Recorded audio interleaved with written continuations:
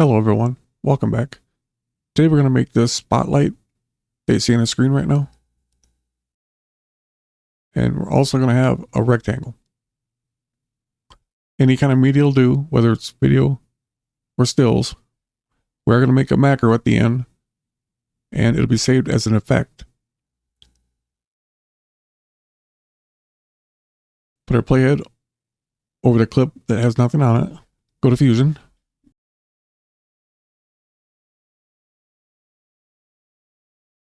For those of you that don't know me, I have to use this on-screen keyboard because I'm paralyzed.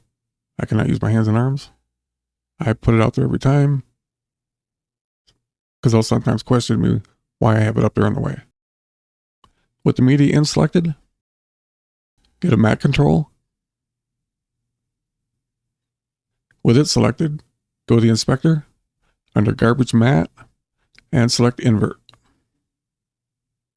You can use a color corrector or a brightness contrast, either one will work. Select that, and then merge. Let's bring an ellipse down, and a rectangle.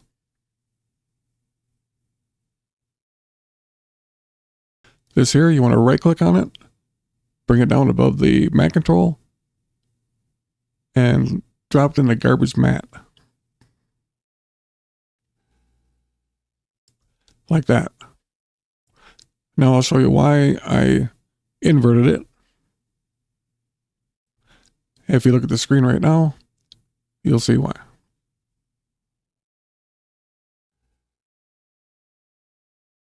For now, let's deselect the rectangle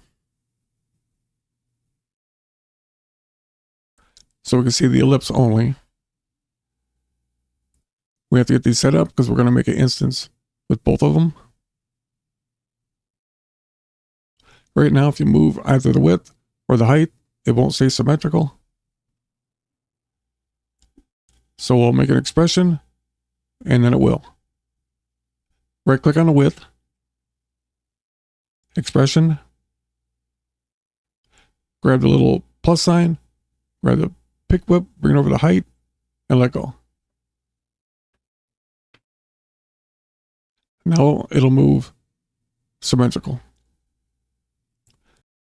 And the default size, I'm going to make mine 0.15.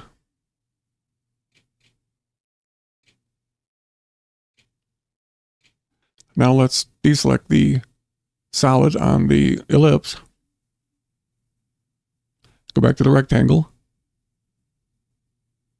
and select it. We're not going to make an expression for this because you might want to have it at make it a square or whatever you want to do. So we'll just set the size on both of them to 0.25.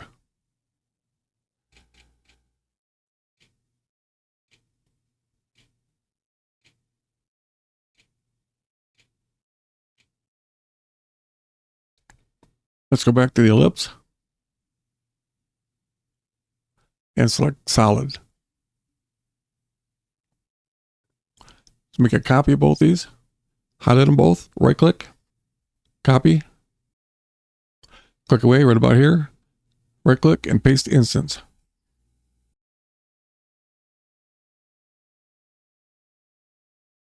For those of you that don't know what an instance is, it's an exact copy of whatever node you're taking it off from. The little green line is the indicator it's an instance.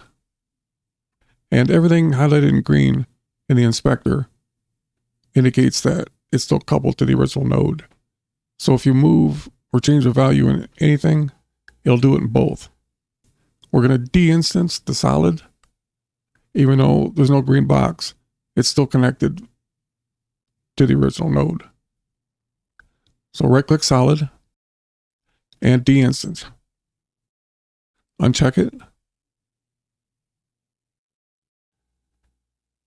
And I'll select the other one. Same thing.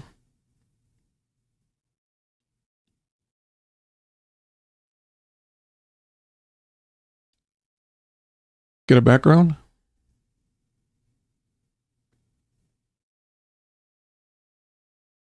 Pipe it in like that, and I'm going to set the color to white for default.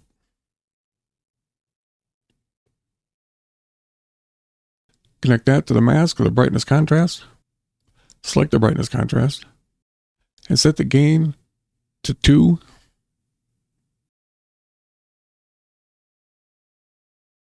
Let's go back to the original rectangle, uncheck the solid, and we'll select the ellipse. Under border width, make sure we have our color, and we do. But for default, we'll leave it the way it is at 0.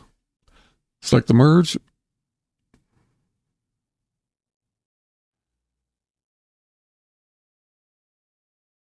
Shift space and drop shadow.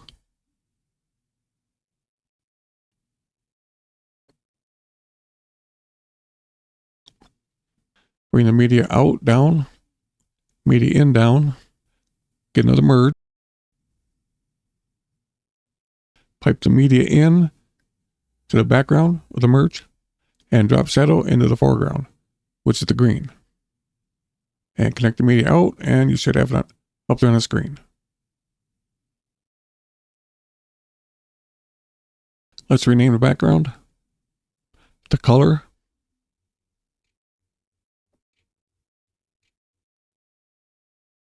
And we're ready to make the macro.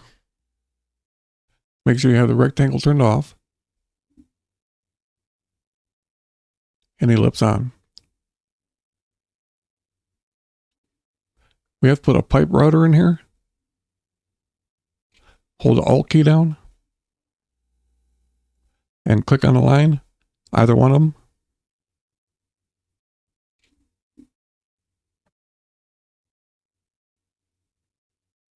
Pipe that into there like that. Okay, we're ready to make the macro. Click away, make sure nothing's selected. Hold the control button down. Select these in the order that I do.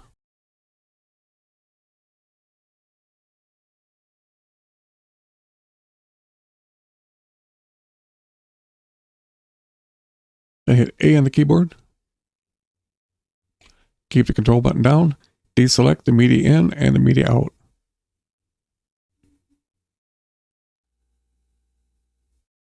Right click on any one of the other nodes. Go to macro. Create macro. Give it a name.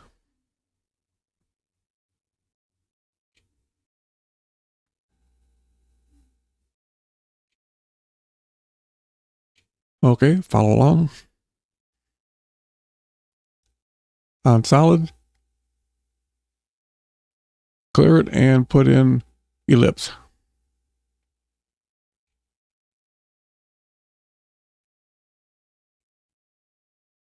And for the size, we only have to select the height.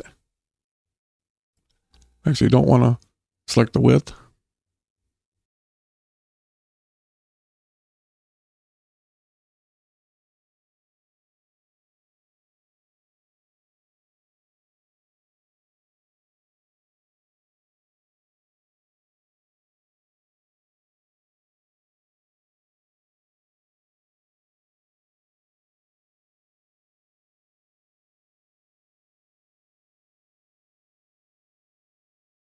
On the solid, clear it and put in rectangle.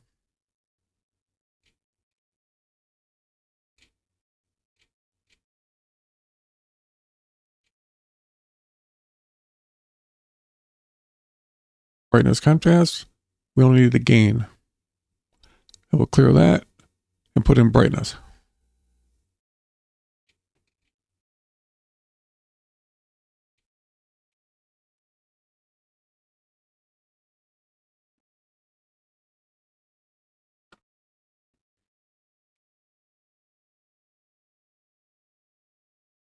Put border in front of color.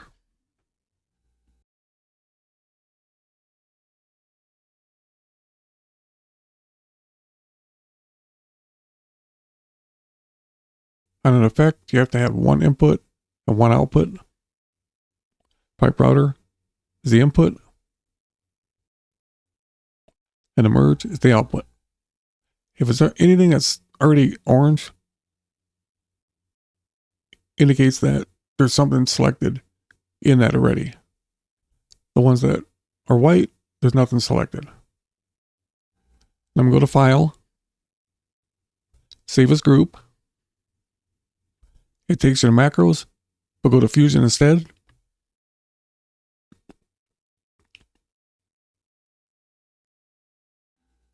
Templates. These folders, I added all these in here. That way I can test them as a settings file. So you put an edit in first, and then all four, the effects, generators, titles, and transitions. This is an effect, so we'll select that. And then here's where you're going to make your folder that you want to put your preset in. I suggest to name it different, something a little bit different, because Resolve doesn't normally recognize it if it's the same. At least mine don't. Hit save. You may have to restart Resolve to find it.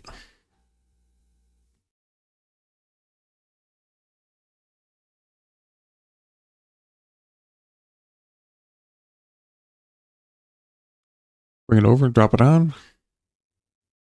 And you have everything up here. Turn the ellipse or the rectangle on or off. Add a border width.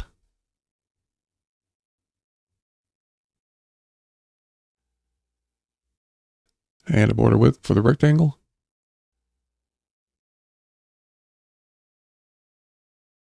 And we do have the corner radius. And angle.